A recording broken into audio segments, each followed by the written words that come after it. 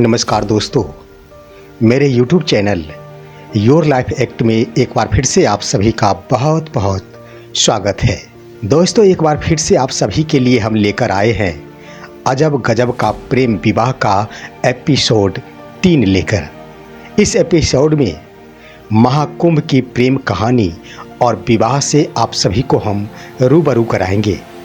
दोस्तों, महाकुंभ केवल एक धार्मिक और आध्यात्मिक मेला नहीं है, बल्कि यह प्रेम, भक्ति और जीवन के गहरे रहस्यों का संगम भी है। यह वह स्थान है जहां योगी, संत और आम लोग एक साथ आते हैं और कभी कभी प्रेम की अनोखी कहानी यहां जन्म ले लेती है। इस वीडियो में हम आपको महाकुंभ से जुड़ी कुछ ऐसी ही प्रेम कहानी और विवाह की परंपराओं से रूबरू कराएंगे। दोस्तों, प्रेम और त्याग की अमर गाथा के बारे में आइए जानते हैं राजा भर्तृहरि और पिंगला की कहानी। राजा भर्तृहरि अपनी रानी पिंगला से अत्यधिक प्रेम किया करते थे, लेकिन जब उन्हें रानी के विश्वासघात का पता चला तो उन्होंने राजपाट सब त्याग दिया और सन्यासी बन गए। कहा जाता है कि महाकुंभ में ही उन्होंने आत्मज्ञान प्राप्त किया। उनकी कहानी प्रेम, मोह और अंततः आत्मज्ञान की यात्रा को दर्शाती है। दोस्तों, आइए दूसरे राजा की प्रेम कहानी के बारे में जानते हैं। महाकुंभ से जुड़ी एक और प्रसिद्ध कथा राजा हरिश्चंद्र और उनकी पत्नी तारा की है।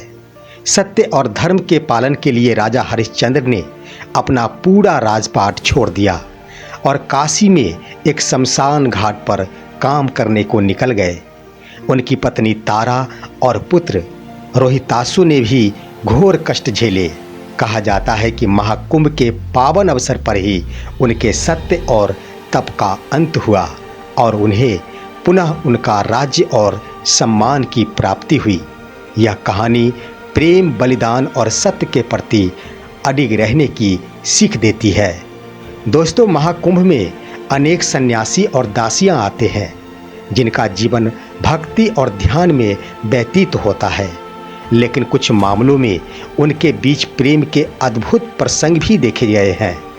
कई कहानियों में यह भी देखने को मिला है कि सन्यास की कठोर साधना के बीच किसी सन्यासी और सन्यासिनी के बीच आध्यात्मिक प्रेम भी पनप गया और उन्होंने विवाह करने का भी निर्णय लिया है। यद्यपि यह विरले ही होता है, लेकिन इन घटनाओं ने हमेशा चर्चा का विषय बना दिया है। दोस्तों, महाकुंभ मेले के अंतर्गत एक सन्यासी का नाम बड़ा ही उजागर होता है, जो होते हैं नागा साधु। नागा साधु कठोर ब्रह्मचर्य का पालन करते हैं, लेकिन इतिहास में कुछ ऐसे भी उदाहरण मिले हैं जहां उन्होंने प्रेम और विवाह को भी अपनाया है। कुछ नागा साधु गृहस्थ जीवन जी चुके होते हैं। वे कभी कभी अपने पुराने प्रेम संबंधों को फिर से अपनाने का निर्णय लेते हैं। दोस्तों, महाकुंभ के दौरान बहुत से भक्तजन इसे शुभ अवसर मानते हुए विवाह भी करते हैं। खासकर कुछ जातियों और समुदायों के सामूहिक विवाह की परंपरा भी यहाँ अधिकतर देखी जाती है। इस दौरान लोग पवित्र गंगा घाट के तट पर 7 फेरे लेते हैं और अपने जीवन की नई शुरुआत करते हैं। दोस्तों, महाकुंभ के इतिहास में कई प्रेम कहानियां जुड़ी हुई है। इसमें कुछ प्रेम कथाएं लोक कथाओं के रूप में प्रचलित हुई है, जबकि कुछ का उल्लेख प्राचीन ग्रंथों में भी मिलता है। जैसे कुछ विद्वानों का मानना है कि महाकुंभ के दौरान कुछ राजकुमारों और राजकुमारियों का विवाह भी संपन्न हुआ था। यह आयोजन न केवल आध्यात्मिक साधना का स्थल था, बल्कि एक सामाजिक मेल मिलाप का अवसर भी यहाँ प्रदान किया जाता था। दोस्तों, आज के समय में महाकुंभ के दौरान प्रेम और विवाह की अनोखी कहानियाँ सुनने को मिलती है। कुछ युवा भक्त महाकुंभ में अपने जीवन साथी से पहली बार मुलाकात करते हैं और इसे भाग्य का संकेत मानकर वहाँ विवाह करने का भी निर्णय लेते हैं। इसके अलावे कुछ विशेष धार्मिक समुदाय महाकुंभ में समूह विवाह का आयोजन भी करते हैं। यह दर्शाता है कि यह आयोजन केवल धार्मिक नहीं, बल्कि सामाजिक और सांस्कृतिक दृष्टिकोण से भी काफ़ी महत्वपूर्ण है। दोस्तों, महाकुंभ में जन्मी एक अनोखी प्रेम कथा के बारे में आइए जानते हैं। यह प्रेम कथा आज की नहीं, 18वीं सदी की है। कहा गया है कि सदी के एक युवा सन्यासी चंदेश्वर नाथ और राजकुमारी विद्या थी। चंदेश्वर नाथ एक तेजस्वी योगी थे जो महाकुंभ के अवसर पर अपने गुरुओं के साथ प्रयागराज आए थे। वहीं उनकी मुलाकात विद्या से हुई, जो एक राजघराने की बेटी थी, लेकिन भक्ति और साधना के प्रति उनका काफ़ी झुकाव था। विद्या ने पहली बार चंदेश्वर नाथ को प्रवचन देते हुए सुना और उनके विचारों से अत्यधिक प्रभावित हुई। धीरे धीरे दोनों के बीच आध्यात्मिक संवाद बढ़ा और वे एक दूसरे के प्रति आकर्षित हो गए। हालांकि चंदेश्वर नाथ ने ब्रह्मचर्य का संकल्प लिया था, लेकिन विद्या के प्रेम और समर्पण ने उनके मन में एक संघर्ष पैदा कर दिया।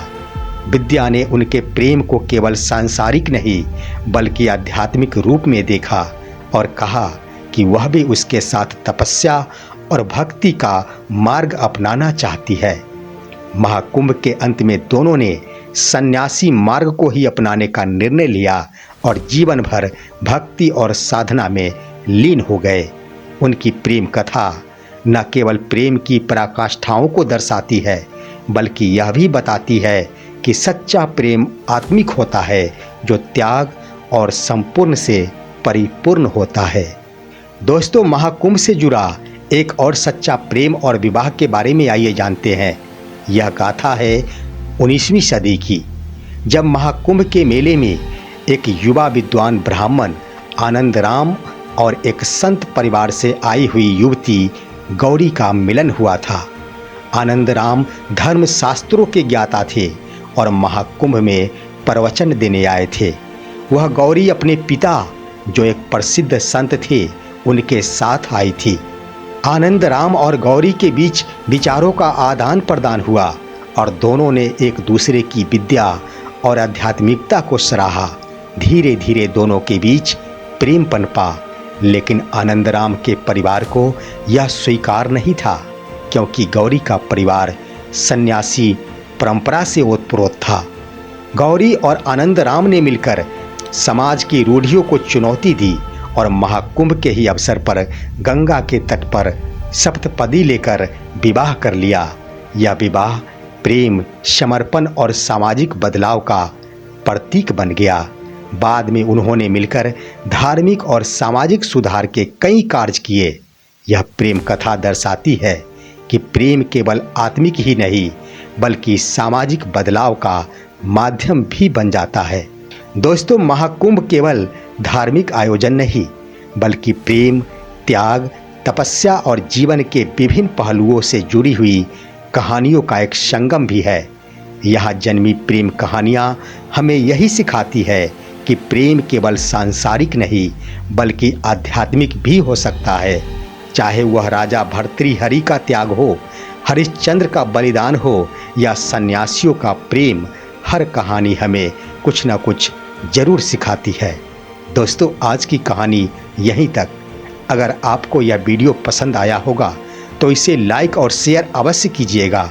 हमारे चैनल को सब्सक्राइब जरूर कीजिएगा और आप अपने विचार भी कमेंट में अवश्य लिखिएगा। हम फिर मिलेंगे आपसे एपिसोड 4 में। तब तक के लिए नमस्कार।